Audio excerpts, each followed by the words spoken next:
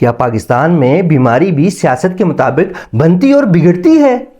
ایک طرف جیل میں عمران خان نیازی بیمار ہے، جبکہ دوسری طرف بیماری کے نام پر آصف علی زرداری اور نواز شریف آزاد گھوم رہے ہیں اور ریلیف حاصل کر رہے ہیں۔ کیا واقعی ایک غلیظ سسٹم ہم سب پر مسلط ہے، جو چاہے سچ چھپا دے اور جو چاہے جھوٹ چمکا دے؟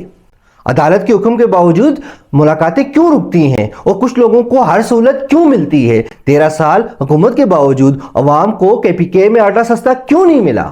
اصل ناکامی کہاں ہے؟ کیا قرض لینا کامیابی ہے یا کمزوری ہے؟ ان قرضوں کی قیمت کون ادا کرے گا؟ اور آخر میں کیا ہمارے حکمران واقعی وہ دیکھتے ہیں جو عوام دیکھتی ہے، یا پھر صرف وہ دیکھتے ہیں جو انہیں دکھایا جاتا ہے، یا پھر وہ خود دیکھنا چاہتے ہیں؟ آج بات سیدھی ہوگی، سخت ہوگی، شاید کچھ لوگوں کو چبھے، مگر بات وہی ہوگی جو عام آدمی کے دل میں ہے، جو کہنا چاہتا ہے ڈر کے مارے کہہ نہیں سکتا۔ نظام کا اصل چہرہ بے نقاب کرنا ہے، سیاست، مہنگائی، قرض اور عوام کی حقیقت۔ السلام علیکم ناظرین، میں ہوں عتیق کیانی اور آپ دیکھ رہے ہیں آواز شعور۔ آج بات تھوڑی سخت ہوگی، سیدھی ہوگی اور شاید کچھ لوگوں کو ناگوار بھی گزرے، مگر بات وہی ہوگی جو عام آدمی محسوس کرتا ہے مگر کہنے سے ڈرتا ہے۔ قرض، خود مختاری اور حکومتی ترجیحات۔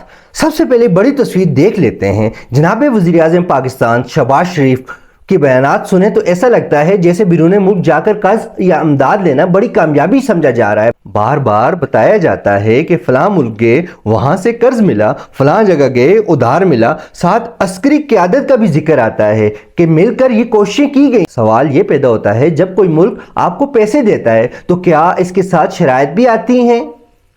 کیا پھر اس کے فیصلے ماننے پڑتے ہیں؟ کیا یہی وجہ ہوتی ہے کہ بعض عالمی معاہدوں یا پالیسی فیصلوں میں ہماری گنجائش محدود ہو جاتی ہے؟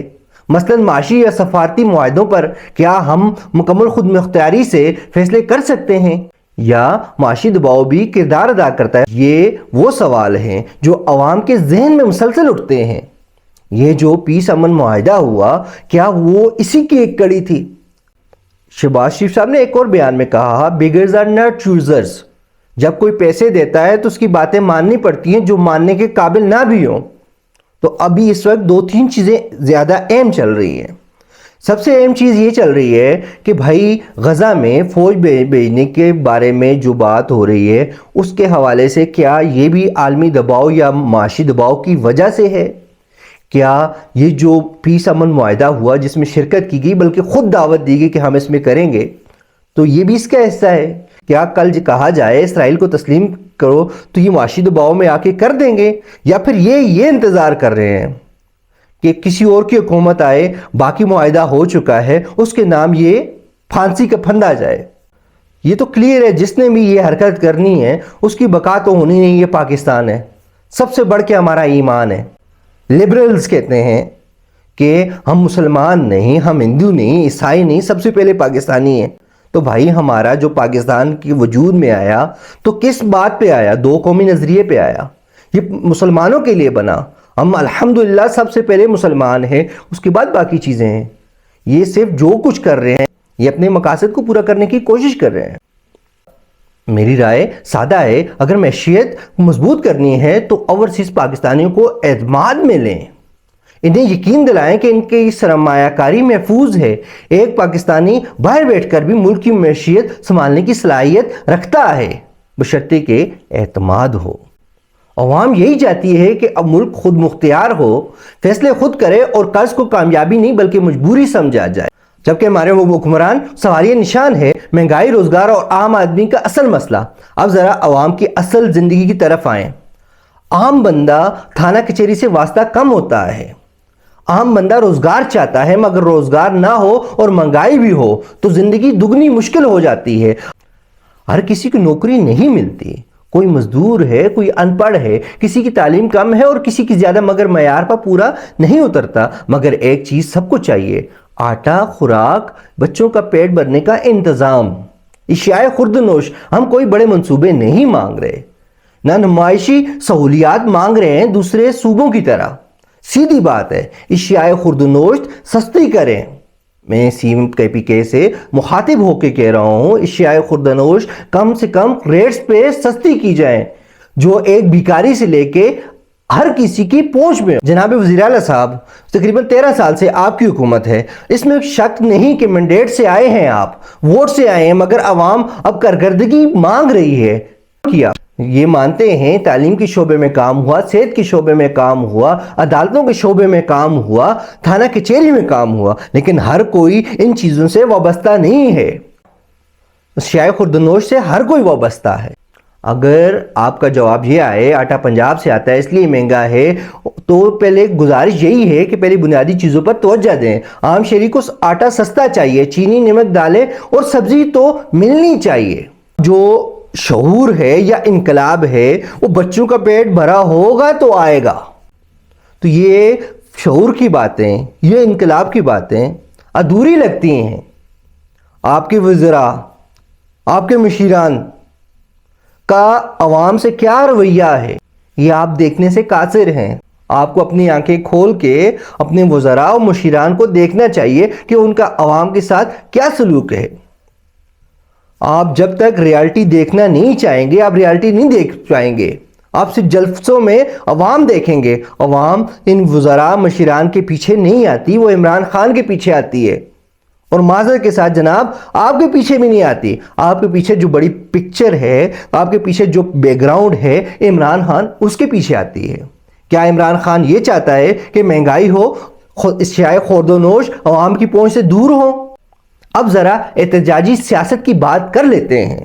دکانیں زبردستی بند کروانا بھی ظلم ہے اور زبردستی کھلوانا بھی ظلم ہے. طاقت کے زور پر فیصلے مسلط ہوں تو فرق ختم ہو جاتا ہے. میں نے دیکھا کہ مشتاق احمد غنی صاحب کے سامنے ایک نون لیگی کارکن, جسے عام زبان میں لوگ بدزبانی کی وجہ سے پٹواری کہتے ہیں, گالم گلوچ کر رہا تھا. عمران خان کے خلاف بھی اور ماحول خراب کرنے کی کوشش بھی ہو رہی تھی. یہ سب کچھ اتفاق نہیں تھا بلکہ کافی حد تک پری پلان محسوس ہوتا ہے.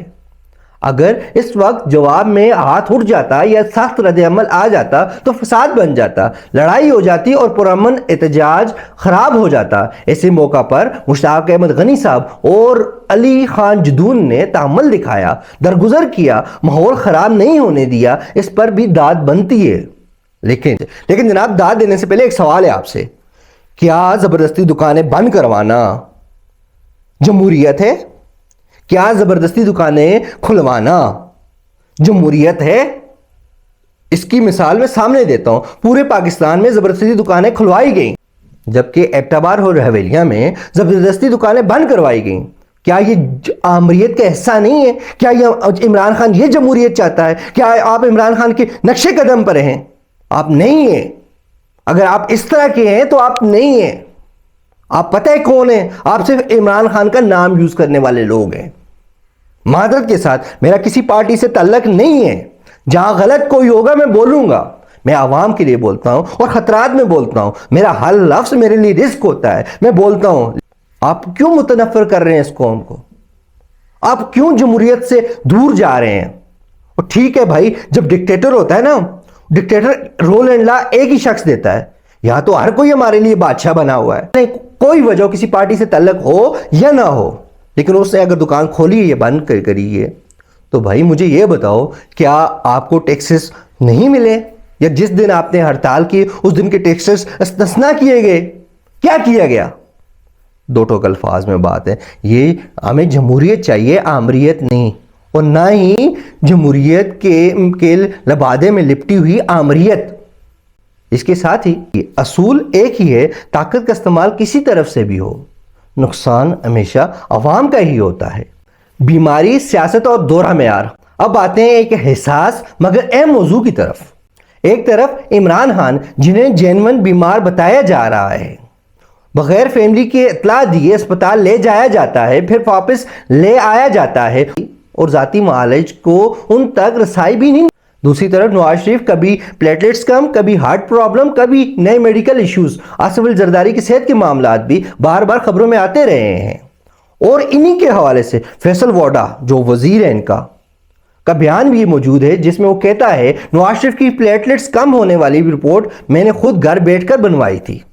اب بات سیدھی ہے، دو ٹوک ہے، یہ 2 نمبر نظام، یہ غلیظ سسٹم، میں آسان الفاظ میں 2 نمبر لوگ کہوں گا کہ یہ کیا کر رہے ہیں۔ ایک بندے کا واضح ہے کہ یہ بندے کی پلیٹلیٹس کی رپورٹ بندہ چینل پہ بیٹھ کے کہہ رہا ہے کہ جی میں نے جیلی بنائی ہیں، بیمار ہے اور اسے ریلیف دیا جاتا ہے، جبکہ جو جینون جو شخص بیمار ہے، جس کو فیملی کو بتائے بغیر، عوام کو بتائے بغیر، وہ عوامی لیڈر ہے، عوامی اثاثہ ہے، اس کو بتائے بغیر اس کا آپ علاج کرواتے ہیں اور بتاتے نہیں، خبریں باہر سے آتی ہیں۔ یہ کیا ہے؟ یہ دوہرا معیار کیوں ہے؟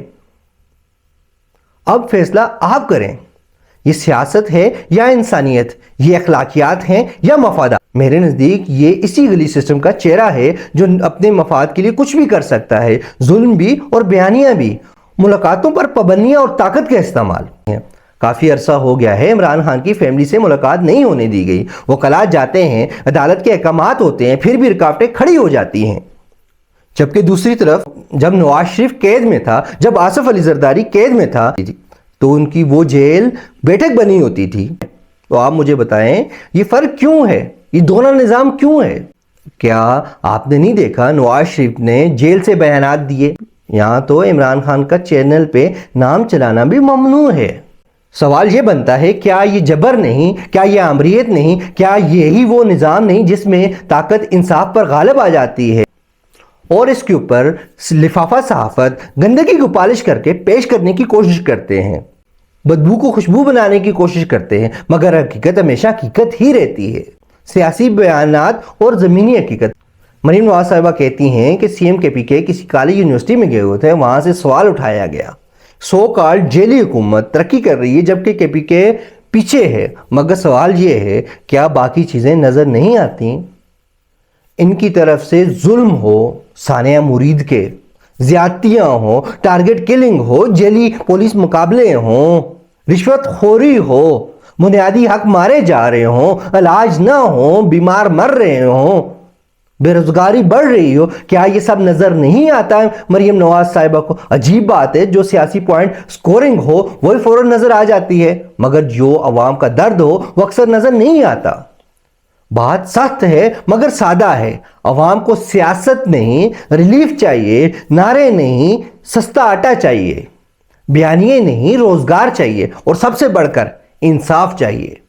بہرحال فیصلہ میں آپ پہ چھوڑتا ہوں، اگر آپ میری بات سے متفق ہیں تو ضرور کمنٹ باکس کا حصہ بنیں۔